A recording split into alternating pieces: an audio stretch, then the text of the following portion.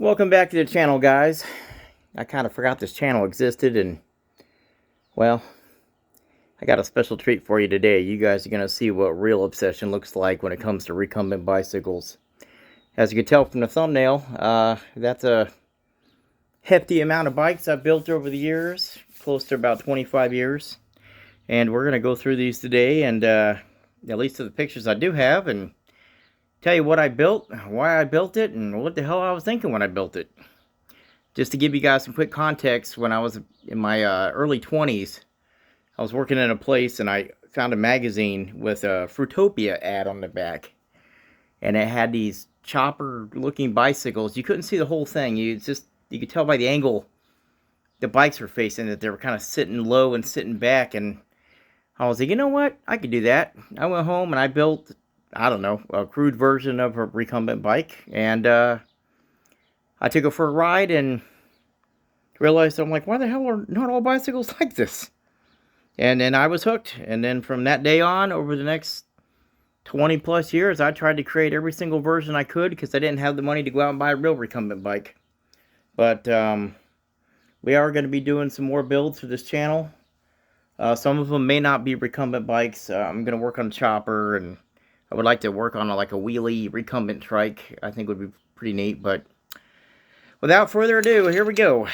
The bike you see in front of you now used to be under the seat steering, and that's one of my favorite bikes. And I put a hitch on the back, and I remember in Vegas I had to move apartments that weren't that far down the road, so I built a flatbed trailer for it, and I towed 2/3 of the apartment on the bike.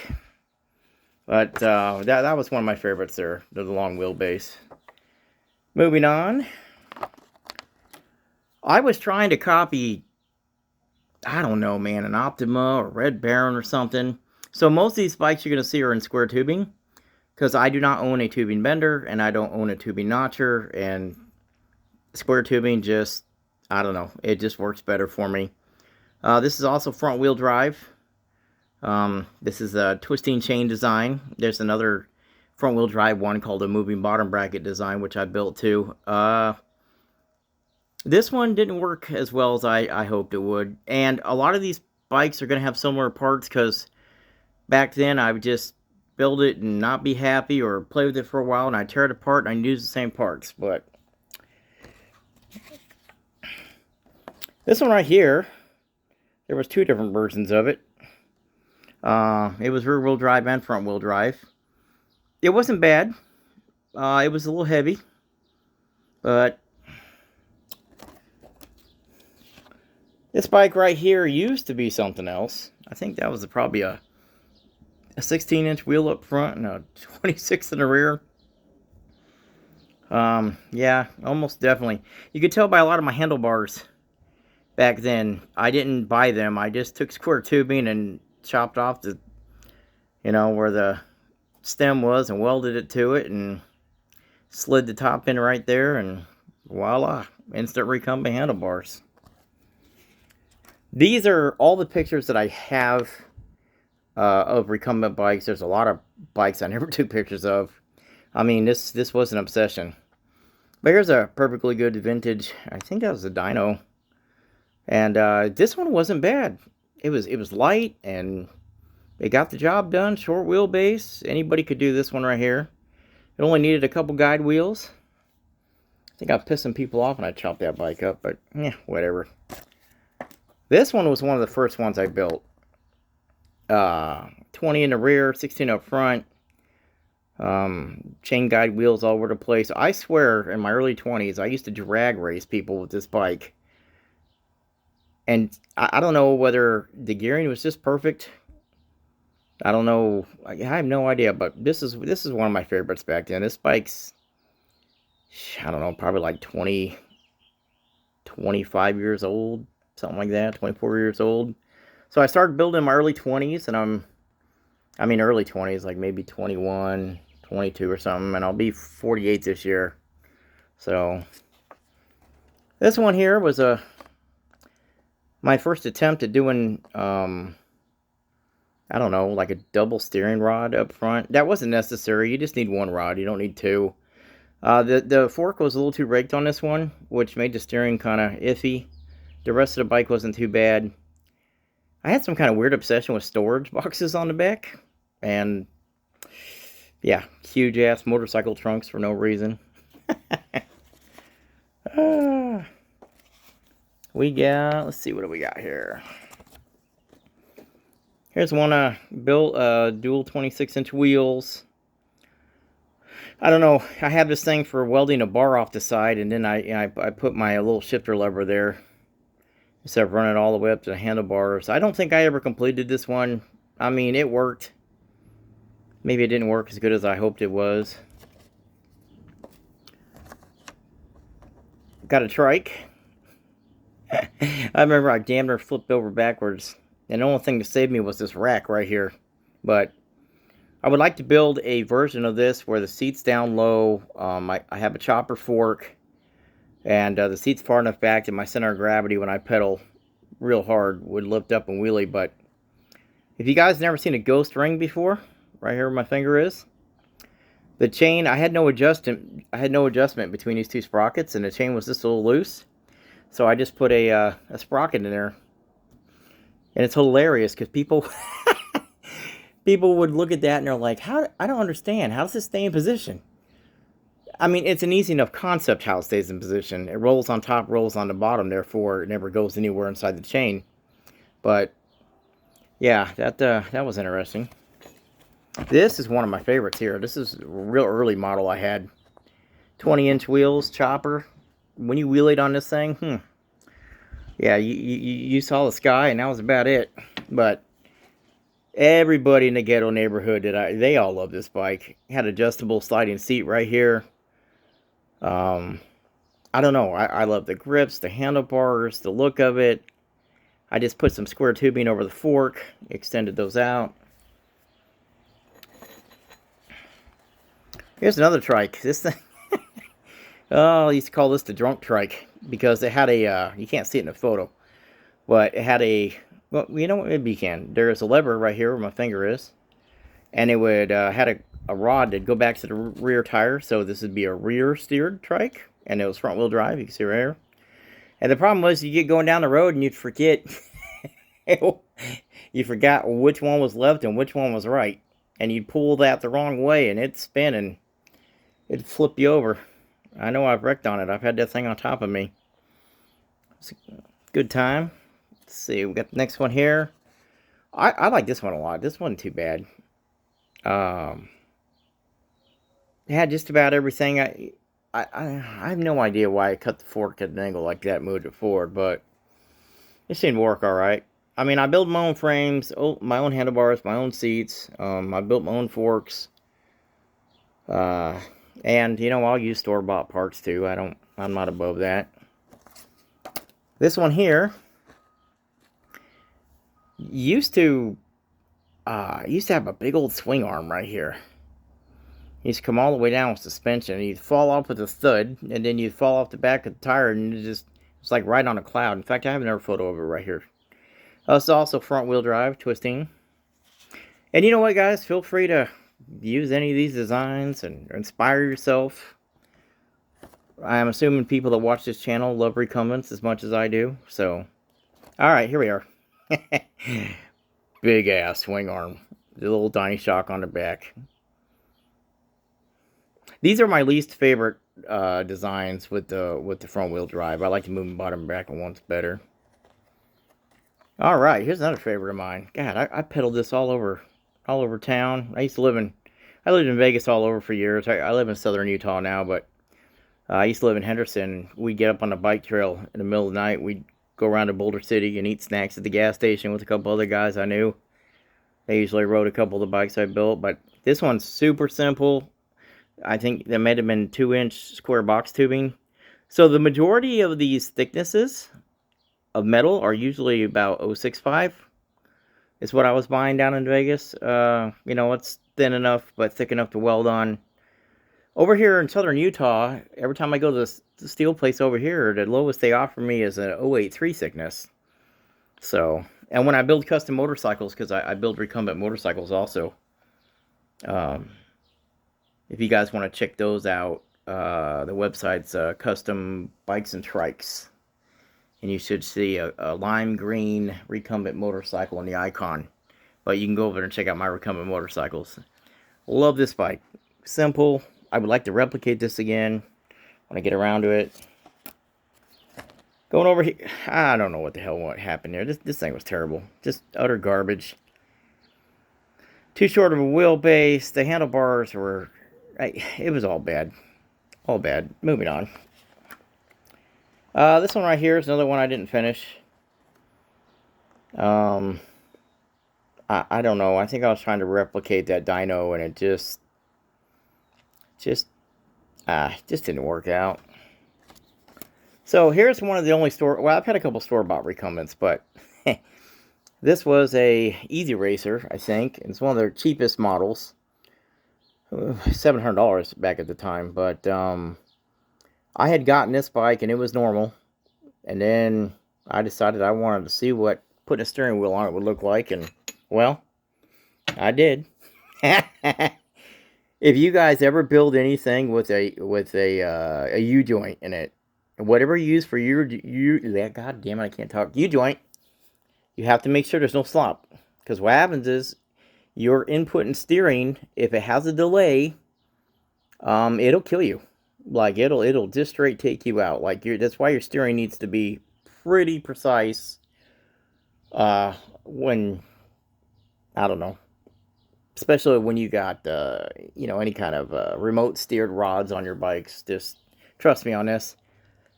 Ended up giving this away to a guy I knew, and he put a lot of miles on it. Oh, this one right here. I don't know. This one right here, just... I don't know if those mag wheels flexed everywhere. Now, keep in mind, a lot of these are old, too. This isn't... None of these that you see are anywhere near today, so... they're all on actual photographs. Yeah, this one... This one was a no-go. This one was one of my favorite front-wheel drive bikes. It did not have two wheels. On the back, it only had one, but I don't know. I got bored and stuck the wheel on the other side just to see what it looked like as a trike. But for you guys who do not know what a moving bottom bracket design front-wheel drive recumbent, this is what we're talking about. You see the bar? There's your boom. There's your bottom bracket. You got your supports going down to the fork. This one was under the seat steered right here. And it's weird. You do not think your feet and your legs and your knees would move when you pedal. But they do. And front-wheel drive bikes are some of the best climbers out there. And yeah, it's a whole different experience with a front-wheel drive bike. But it's nice because you never have to worry about your chain popping off like those twisty bottom bracket ones. Here's one I built. Well, God, sorry guys, I'm retarded. I built all of them. I don't know. I keep telling you that. This one right here, man. That's a lot of bike when it stood up in the air. I can never like get it up and just straight wheelie, but I could lift it up. I don't know what I was thinking. I built so many designs that I just got bored and trying to just make up my own shit, or I don't know. Interesting, this one. This one right here, I decided to make out of that stop sign material. Don't build bikes out of stop signs. They're heavy. A lot heavier than you think they are. I tried to build some kind of rear suspension. I didn't know anything about rear suspension, like on the seat. That didn't do what it was supposed to do. These are BMX bars that are turned upside down, and I think I have something clamped or something for the handlebars on there. Me and a buddy, we found what was it? An exercise bike with the world's biggest sprocket on there, and we installed it on this bike. This is not the one I'm looking at. You guys are looking at right now, but it took forever to get up to speed. But goddamn, when you did, she went. All right, here's another trike. I didn't like this one. The design was terrible. I don't think I ever finished it. I didn't like the way it rode around. Not much there. You know, I was obsessed with recumbent trikes because, you know, they're expensive. They're still expensive this day, and I wanted one so bad. And I made a couple different versions, and yeah, this one didn't work out either. I didn't have any bearings or anything, and these wheels didn't turn independently. This whole bar turned independently. I mean, twisted side to side. Yeah, that one didn't last long. Oh, let's see here. Here is another version, the other side of that trike I showed you earlier that had the ghost ring on it. You can see how it just tightens up the chain there, and then it just rotates in place. Alright, here's another close-up of another one I showed you that has a front wheel. I mean, it's weird because you don't need a special chain for this. Normal chains will give you a certain amount of twist before they pop off. They do make a special twisting chain. I don't know if they still exist, but this one was not horrible. This is, I think, one of my first front-wheel drive bikes, and it did pretty good. You got to be careful, though. Whatever you use for wheels up here, they can't stick out too far with bolts because you'll shave your leg in half. And you got to make sure that whatever bolts are on don't bend. The amount of force that you put on this first wheel, pedaling forward, you'll bend the shit out of these. So either have a really strong setup or maybe take a flat bar and drill 2 holes and bolt it across the wheels. A lot of people do that.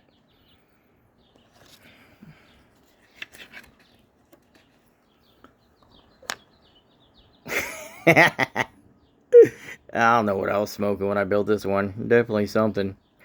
I was riding around in a parking lot with a buddy in Vegas, and this whole suspension, everything here, I didn't have this welded that well, and it collapsed on me. And the whole wheel went up, and the whole... it just pinned me into the bike. I don't know quite how that happened, but it did.